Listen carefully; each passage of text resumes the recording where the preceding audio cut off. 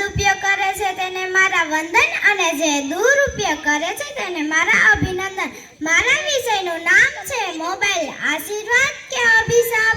बदलती दुनिया का ऐसा असर होने लगा, बदलती दुनिया का ऐसा असर होने लगा, आदमी पागल और मोबाइल स्मार्ट होने लगा, आदमी पागल और मोबाइल स्मार्ट होने लगा। तमे मोबाइल नो भरपूर उपयोग करो, तमे लैपटॉप नो भरपूर उपयोग करो, तमे आईपैड नो भरपूर उपयोग करो, तमे तेमा अभ्यास नो भरपूर उपयोग करो, पण याद राखजो ते आपणी सेवा माटे छे।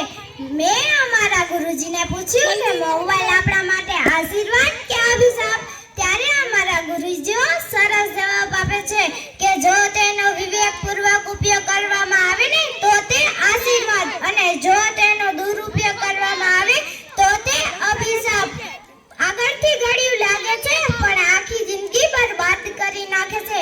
મારે તમને એક વાર્તા કહેવી છે। એક શાળામાં શિક્ષક બધા વિદ્યાર્થીઓને નિબંધ લખવા કહે છે। એ વિષયનું નામ હોય છે માં। બધા વિદ્યાર્થીઓ ખૂબ સરસ નિબંધ લખે છે, પણ જ્યારે એક વિદ્યાર્થી એવું લખે છે જેનો અર્થ મારે તમને કહેવો છે કે હે ઈશ્વર, આવતા જન્મમાં તું મને માનવનો જન્મ આપવાનો હોય ને તો તું મને નહીં આપતો, મારે મોબાઈલ બનવું છે।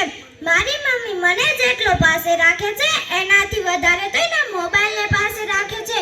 જો તારે મનુષ્યનો જ અવતાર આપવાનો હોય ને તો તું મને ઓફલાઈન મમ્મી આપજે કે જે મારી સાથે રમે, મારા અને પપ્પા માટે ગરમા ગરમ નાસ્તો બનાવે। મારે આવી ऑफलाइन मम्मी જોઈએ છે।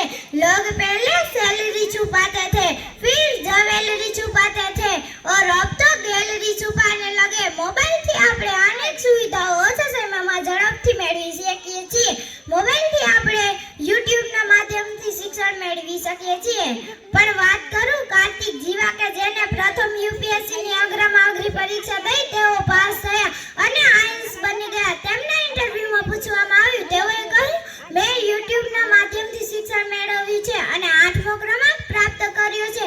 ત્યારે મોબાઈલ એ સારું સાબિત થાય છે। બીજી બાજુ કોઈ ખરાબ વિડિયો જોઈ લો, નકલી નોટ છાપતા શીખો, બંને વસ્તુ થઈ શકે છે, પણ વિચારવાનું આપણે છે કે કરવું છે શું। પરંતુ મોબાઈલની આપણે એટલી લત લાગી છે કે બહાર જતી વખતે અચાનક ખિસ્સામાં હાથ જાય અને મોબાઈલ ન હોય તો આપણે મોબાઈલ લેવા પાછા જાય। આપણે આપણા માતા પિતા, પતિ પત્ની, બાળકો વિના વિદેશ રહી શકીએ છીએ, પણ મોબાઈલ વિના તો નહીં જ। અસ્તુ, જય હિન્દ, જય ભારત।